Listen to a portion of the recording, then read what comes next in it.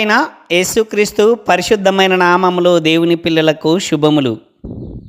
అంశం క్రైస్తవ్యంలోనికి పండగలొచ్చాయి.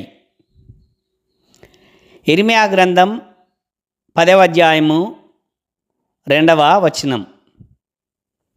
యెహోవా సెలవిచ్చుచున్నదేమనగా, అన్య జనముల ఆచారములను అభ్యసింపకుడి. ప్రియులరా, గమనించండి, దేవుడు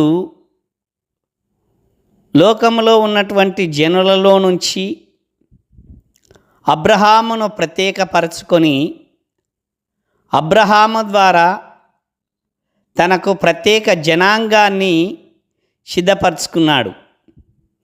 ఆ జనాంగమే ఇశ్రాయేలీయులు. ఆ ఇశ్రాయేలీయుల ద్వారా తాను మహిమ పొందుటకై దేవుడెన్నుకున్న ప్రజలే ఇశ్రాయేలీయులు. అలాంటి ఇశ్రాయేలీయులు లోకం యొక్క ఆచారాలు, లోకం యొక్క సంప్రదాయాలు, లోకం యొక్క పోకడలనన్నిటినీ విసర్జించి లోకమునకు వేరుగా ప్రత్యేకమైన జనాంగముగా జీవించాలి అన్నది దేవుని యొక్క సంకల్పం. దానికి భిన్నంగా ఇశ్రాయేలీయులు జీవిస్తూ ఉండగా వారిని గురించి చెప్పబడిన మాటనే ఇప్పుడు మనము చదువుకున్నటువంటి వాక్య భాగం. ప్రియులరా, దేవుడు పరిశుద్ధుడు. తాను ఏర్పరచుకున్న జనాంగము కూడా పరిశుద్ధముగా జీవించాలి అన్నది దేవుని యొక్క సంకల్పం. అలాంటి పరిశుద్ధుడైనటువంటి దేవుడు ఏర్పరచుకున్న జనాంగం లోకంలో కలిసి లోకం యొక్క పోకడలను అనుసరించుచూ ఉండగా దేవుడు తన హృదయములో నొచ్చుకొనుచున్నాడు అన్న విషయము మనము గమనించాలి. ఆనాటి ఇశ్రాయేలీయుల యొక్క పరిస్థితి దృష్టాంతములుగా మనకు చూపబడుతున్న నేటి క్రైస్తవ్యం కూడా అదే పద్ధతిని పాటిస్తుంది.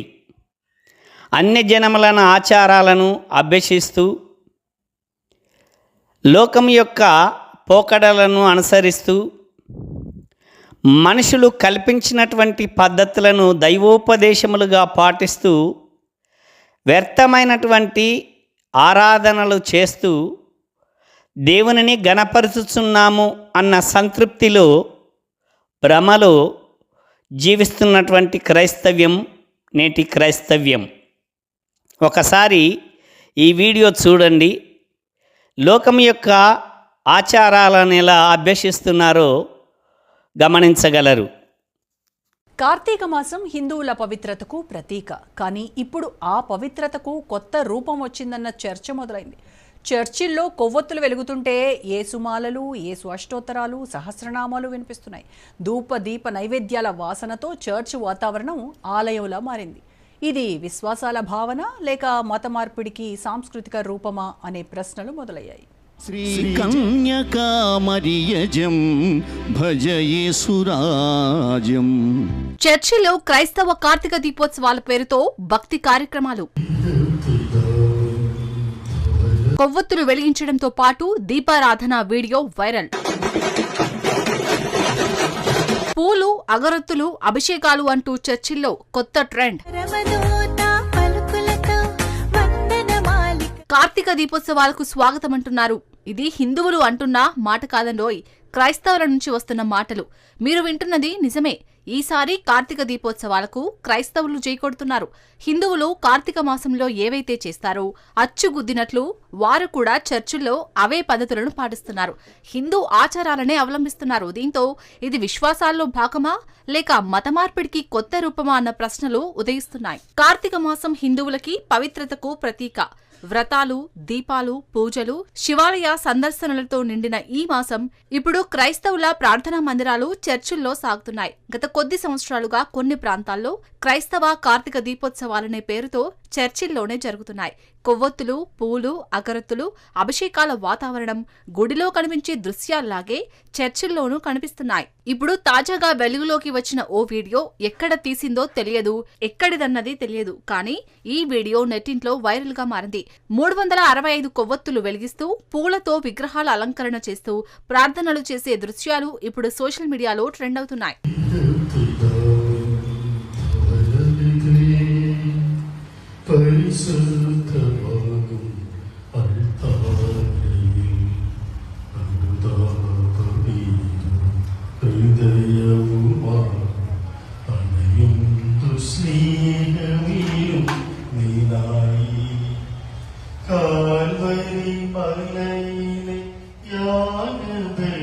యేసు మాలలు, యేసు అష్టోత్తరాలు, షోడోపచారాలు ఇవి ఇప్పుడు క్రైస్తవ ప్రార్థనల్లో ప్రధానంగా కనిపిస్తున్న కొత్త పోకడలు. ధార్మిక ముసుగులో ఇప్పుడు క్రైస్తవ సంఘాలు హిందూ సంప్రదాయాలను అనుసరిస్తున్నాయి. ఇటీవలి కాలంలో దేశంలోని కొన్ని ప్రాంతాల్లో ఒక కొత్త ధార్మిక ధోరణి క్రమంగా పుట్టుకొస్తుంది.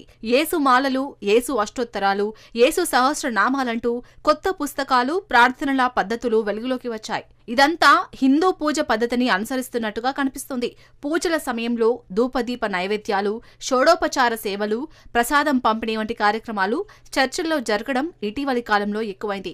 హిందూ దేవాలయ వాతావరణం చర్చిల్లో కనిపించడం ఇప్పుడు చర్చనీయాంశమైంది. పూలతో విగ్రహాల అలంకరణ, దీపాలు వెలిగించడం, అగరత్తులతో క్రైస్తవ పూజలు జరుగుతున్నాయి. యేసు అష్టోత్తర శతనామవళి అంటూ హిందూ శ్లోకాల శైలిలో ప్రార్థనలు చేస్తుండటం తాజా పోకడగా కనిపిస్తుంది.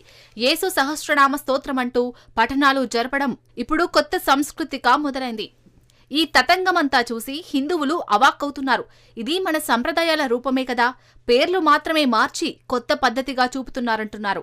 దైవభక్తి పేరుతో మత మార్పిడికి కొత్త రూపమిస్తున్నారు. హిందూ ఆచారాలను క్రైస్తవ పూజల్లో కలపడం వెనుక అసలేం జరుగుతుందోనని సనాతన సంఘాలు అవాక్కవుతున్నాయి.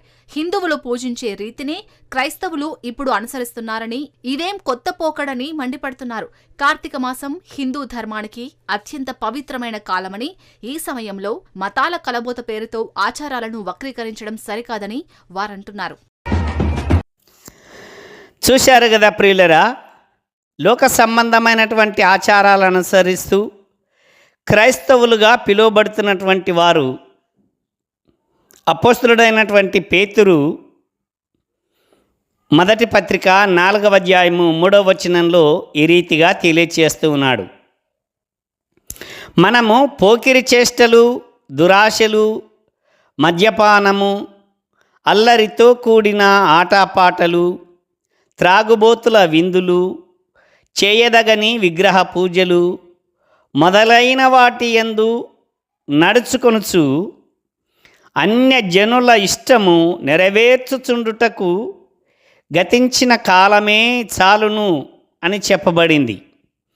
క్రైస్తవులు అంటే లోకమునకు వేరై రక్షణ పొందినవారు, క్రీస్తు కొరకే జీవించువారు, దేవుడు ఏర్పరచుకున్నటువంటి ప్రత్యేక జనాంగం, ఏర్పరచబడిన వంశం, రాజులైన యాజక సమూహం, పరిశుద్ధమైనటువంటి జనము, దేవుని సొత్తైనటువంటి పిల్లలు. వీరు లోక ఆచారాలను ఎప్పటికీ అనుసరించకూడదు అని వాక్యం అంటుంది. కానీ పోకిరి చేష్టలు, దురాశలు, మద్యపానము, అల్లరితో కూడినటువంటి ఆటపాటలు, త్రాగుబోతుల విందులు, చేయదగని విగ్రహ పూజలు వాటన్నిటినీ మళ్ళీ అనుసరిస్తూ ఉన్నారు, ఇష్టపడి చేస్తూ ఉన్నారు. ఇది నేటి క్రైస్తవ్యం. ఒకసారి గమనించండి, హైందవులను వ్యతిరేకిస్తారు, హైందవ మతాన్ని వ్యతిరేకిస్తారు, కానీ హైందవుల యొక్క ఆచారాలనే అనుసరిస్తూ ఉంటారు. ఇది చాలా విడ్డూరమైనటువంటి విషయం. ప్రతి వాణిని ప్రేమించాలి అని పరిశుద్ధుడైన దేవుడు చెబుతూ ఉంటే, మేము ప్రత్యేకమైనటువంటి జనాంగం అని చెబుతూ హైందవులను ద్వేషిస్తారు, కానీ వారి ఆచారాలను మాత్రం ప్రేమిస్తున్నారు, ఇష్టపడి మరి చేస్తూ ఉన్నారు. గమనించండి, కొన్ని విషయాలు మీ ముందుకు తెస్తూ ఉన్నాను. అందులో ఒకటి, హైందవులు వారు పూజించేటటువంటి దేవుళ్ళలో త్రిమూర్తులు ఉన్నట్టే క్రైస్తవులకు ముగ్గురు దేవుళ్ళు ఉన్నారు. ఆలోచించండి. హైందవులకు త్రిమూర్తులు దేవుళ్ళు, అలాగే క్రైస్తవులకు కూడా ముగ్గురు దేవుళ్ళు ఉన్నారు. రెండవ విషయాన్ని ఆలోచించండి. హైందవులకు దేవాలయాలు ఉన్నట్లే క్రైస్తవులకు చర్చీలు ఉన్నాయి. క్రైస్తవుడు అంటేనే లోకమునకు వేరై రక్షణ పొందినటువంటి వాడు. యేసుక్రీస్తు ప్రభువారు దేవునిని ఆరాధించే విషయాన్ని గురించి చెబుతూ సమరయ స్త్రీతో చెప్పిన మాట, అమ్మ, ఒక కాలము వచ్చుచున్నది, ఆ కాలమున పర్వతము మీదనైనను కొండలనైనను మీరు దేవునిని ఆరాధింపరు, నన్ను నమ్ము అని చెప్పాడు. దేవునిని ఆరాధించటానికి స్థలాలు, పర్వతాలు, కొండలు కాదు, హృదయమే అని యేసుక్రీస్తు చెప్పాడు. కానీ క్రైస్తవులకు చర్చిలే కావాలి. చర్చిలో కూర్చొని ప్రార్థన చేస్తేనే అది ప్రార్థన అన్నటువంటి పద్ధతిలో జీవిస్తూ ఉన్నారు.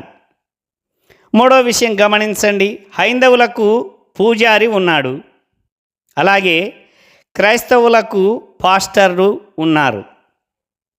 పాస్టర్ లేకుండా క్రైస్తవులు ప్రార్థనలు చేయలేరు, వాక్యాన్ని ధ్యానం చేయలేరు.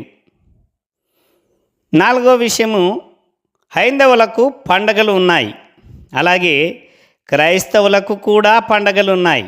పాత నిబంధనలో దేవుడు ఇశ్రాయేలీలకు పండగలు ఇచ్చినట్లు వాక్యం రాయబడి ఉన్నది, కానీ క్రైస్తవులకు మాత్రము పండగలున్నట్టు క్రొత్త నిబంధనలో ఎక్కడా మనకు కనబడవు. కానీ క్రైస్తవులకు, నేటి క్రైస్తవులకు పండగలు ఉన్నాయి. ఐదో విషయము, హైందవులు పండుగలో రంగులు జల్లుకోవటము, ఆటలాడటము, పాడటం చేస్తూ ఉంటారు. అలాగే క్రైస్తవులు పండుగలు రంగులు జల్లుకుంటూ ఉన్నారు. ప్రత్యేకించి క్రిస్మస్ కానీ పునరుత్థాన పండుగలు కానీ జరుపుకునే సందర్భంలో చక్కగా రంగుల బండ్లు కట్టుకొని రంగులు జల్లుకుంటూ ఆహాకారంతో ఆటలాడుతూ పాడుతూ ఉంటారు. ఇది నేటి క్రైస్తవ్యం. ఆరో విషయాన్ని చూస్తే, హైందవులకు దైవారాధన చేసేటప్పుడు దీపాలు వెలిగిస్తూ ఆరాధిస్తారు. అలాగే క్రైస్తవులు క్రొవ్వొత్తులు వెలిగించి దేవునిని ఆరాధిస్తూ ఉన్నాం అని సేవిస్తూ ఉంటారు. ఏడవ విషయము, హైందవులకు దేవుళ్ళు నరులుగా అవతారాలు ఎత్తారని వారి యొక్క విశ్వాసం. అదే కోవలో క్రైస్తవులు కూడా దేవుడు యేసుక్రీస్తుగా నరుడిగా అవతరించాడని విశ్వసిస్తూ ఉంటారు. ఎనిమిదవది, హైందవులలో అయ్యప్ప మాలలు, అయ్యప్ప దీక్షలు చేస్తూ ఉంటారు. అలాగే నేటి క్రైస్తవ్యంలో ప్రభు దీక్షలు వచ్చాయి. 9 హైందవులు 40 దినాలు దీక్షలు పడతారు.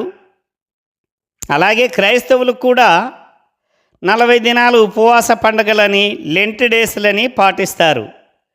గమనించండి ప్రియులరా, హైందవుల యొక్క ఆచారాలను అనుసరిస్తూ హైందవులనే ద్వేషిస్తారు.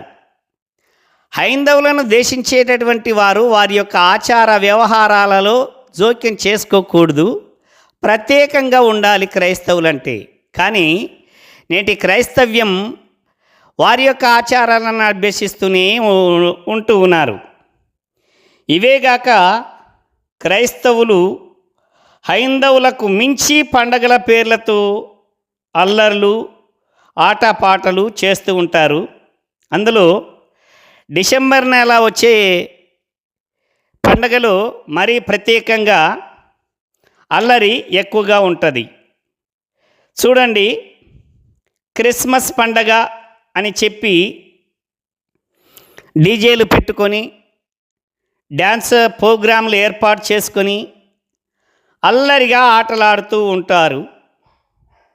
ఈ డిసెంబర్లో వచ్చేటటువంటి క్రిస్మస్ పండగ అన్నదానికి అనుబంధంగా సెమీఫైనల్ ఆటల్లో ఎలా ఉంటుందో అలాగే సెమీ క్రిస్మస్లు వచ్చాయి, యూత్ క్రిస్మస్లు వచ్చాయి, సపోజ్ క్రిస్మస్లు వచ్చాయి.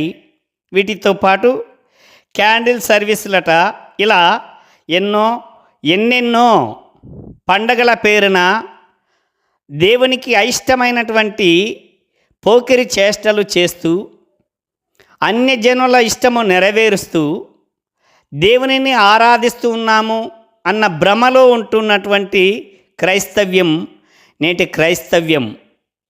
వాక్యము మనము పోకిరి చేష్టలు, దురాశలు, మద్యపానము, అల్లరితో కూడిన ఆటపాటలు, త్రాగుబోతుల విందులు, చేయదగని విగ్రహ పూజలు మొదలైన వాటి యందు నడుచుకొనుచు అన్యజనుల ఇష్టము నెరవేర్చుచుండుటకు గతించిన కాలమే చాలును అని వాక్యం అంటుంటే, ఆ కాలం గతించలేదు. అన్యజనుల ఇష్టము ఇప్పుడు కూడా నెరవేరుస్తూనే ఉంటూ ఉన్నది క్రైస్తవ్యం. ప్రియులరా, ఆలోచించండి. అన్యజనుల ఆచారములను అభ్యసింపకుడని దేవుడు చెప్పిన మాటను క్రైస్తవ్యం పాటించట్లేదు. నేటి క్రైస్తవ్యం బొత్తిగా అన్యజనుల ఆచారాలను అనుసరిస్తూ దేవుని నామమును అవమానపరుస్తూ ఉన్నది. అపోస్తులుడైనటువంటి పేతురు రాసిన 2వ పత్రిక 2వ అధ్యాయము 2వ వచనం మనం చూడగలిగితే, మరియు అనేకులు వారి పోకిరి చేష్టలను అనుసరించి నడుతురు, వీరిని బట్టి సత్యమార్గము దూషింపబడును అని వాక్యము రాయబడి ఉంది. ప్రియులరా, ఒక్కసారి ఆలోచించండి. హైందవులను వ్యతిరేకిస్తున్న నీవు నిజంగా క్రైస్తవుడుగా క్రీస్తుకు నచ్చే విధంగా జీవిస్తున్నావో లేదో ఆలోచించు. అన్యజనుల ఆచారములను విడిచిపెట్టావో లేక అభ్యసిస్తున్నావో ఒక్కసారి నిన్ను నువ్వు పరిశీలించుకో, పరీక్షించుకో. గతించిన కాలమే చాలును, అన్యజనుల ఇష్టము నెరవేర్చుచుండుటకు గతించిన కాలమే చాలును అని వాక్యం అంటుంది. నీవు గతించిన కాలాన్ని ఆలోచిస్తున్నావో లేదా అన్యజనుల ఇష్టము నెరవేర్చుచుండుటలో ఇంకా పాలి భాగస్థుడుగా ఉన్నావో నిన్ను నువ్వు పరిశీలించుకో, పరీక్షించుకో. ప్రత్యేకించి ఈ డిసెంబర్లో వచ్చేటటువంటి అల్లరి ఆకాశమనంటుతుంది. క్రైస్తవ లోకం చేస్తున్నటువంటి ఆనందహేళ, క్రిస్మస్ పండగ చెప్పి డీజేలు పెట్టి విచ్చలవిడి శృంగార సంబంధమైనటువంటి నృత్యాలు, సెమీ క్రిస్మస్లు, యూత్ క్రిస్మస్లు, సపోజ్ క్రిస్మస్లు, క్యాండిల్ సర్వీసులు అని చెప్పి దేవుని నామమును అవమానపరిచే విధంగా అన్యజనుల ఆచారములను అభ్యసిస్తూ ఉన్నారు. ప్రియులరా, వీటన్నిటినీ విడిచిపెట్టిన వాడే నిజ క్రైస్తవుడు. దేవునిని ఆత్మతో సత్యముతో ఆరాధించటమే దేవునిని ఘనపరచటం, అదే నిజమైన ఆరాధన. దేవుడు అట్టి మనస్సు నీకు దయచేయునుగాక. ఆమేన్.